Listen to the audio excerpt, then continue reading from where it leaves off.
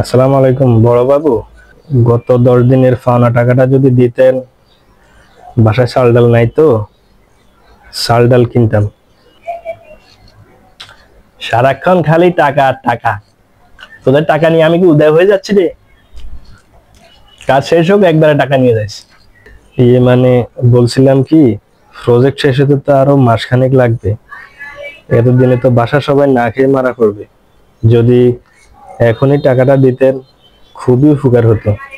মারা পড়ুক আর যাই হোক, কাজ শেষ হওয়ার আগে টাকা পয়সা দিতে পারবো না, বুঝলি? যা কাজ কর। আসসালামু আলাইকুম মহাজন সাহেব, যদি অনুমতি দেন একটা কথা বলতাম।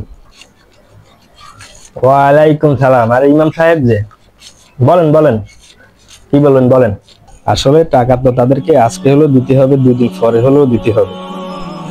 আপনাদের যেরকম সংসার আছে, আমাদের যেরকম সংসার আছে, তাদেরও তো একটি সংসার আছে। তারা তো দিন মজুর, দিন ইনকাম করে দিনে খায়। আপনি টাকাটা যদি পরে দেন তাহলে তারা এখন চলতে খুবই কষ্ট হবে। তাই টাকাটা তাদেরকে সাথে সাথে দিয়ে দেওয়ার মধ্যে আপনারও কল্যাণ, তাদেরও কল্যাণ। তাছাড়া রাসূল সাল্লাল্লাহু আলাইহি ওয়াসাল্লাম হাদিসের মধ্যে বলেছেন, তোমরা শ্রমিকের ঘাম শুকানোর পূর্বে তাদের মূল্য পরিশোধ করে দাও।